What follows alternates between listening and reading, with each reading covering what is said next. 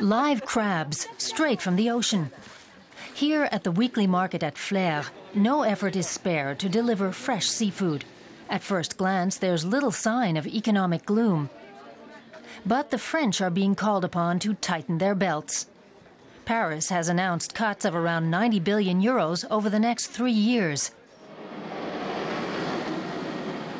Grégory Courdurier works as a carpenter at a construction company. He's also a member of the union. He and his colleagues have been lucky. They've dodged the worst of the crisis, while many others in the region have lost their jobs. When the economic situation touches you personally for the first time, then you change the way you look at things. I don't think we're privileged just because we live in France. On the contrary, there are so many people who've been looking for work for decades. They can hardly live from their jobs and face a bleak future. His company builds stairs, window frames, and terraces. But contracts have fallen by 25%, and competitors are squeezing profit margins. Now, the government wants a freeze on public contracts. That will affect us enormously. We live mainly from government contracts. If they were to fall by 10%, that would be very difficult to manage. If it was 20%, I've no idea how we'd compensate that with private contracts. Most workers in France look forward to retiring at 60. Now the government wants to raise the retirement age to 62 or even higher.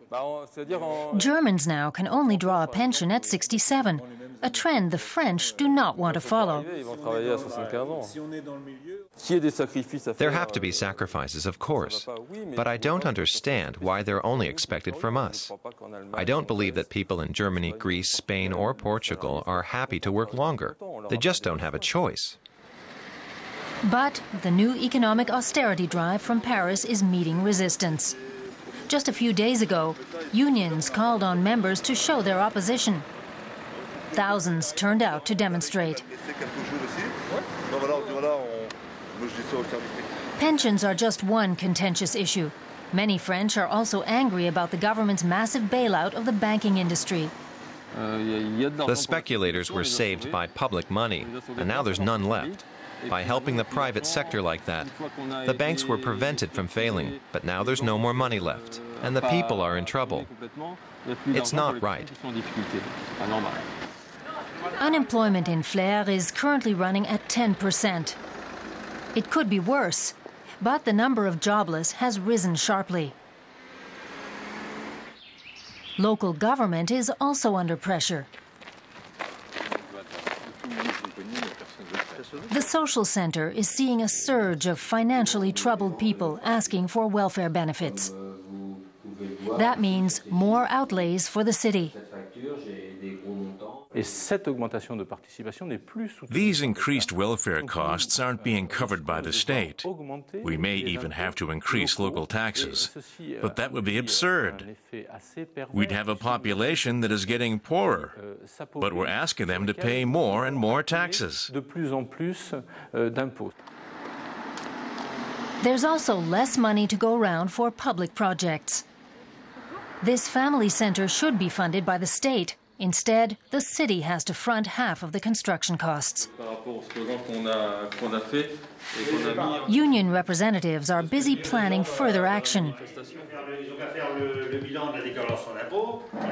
Grégory Courdurier and his colleague have organized another demonstration in 2 weeks' time.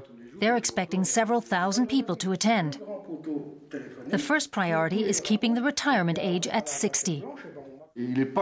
We are just not able to carry on physically. We can't. They're asking people who already live on modest means to tighten their belt. I don't know about Germany, but here in France, that's not going to work.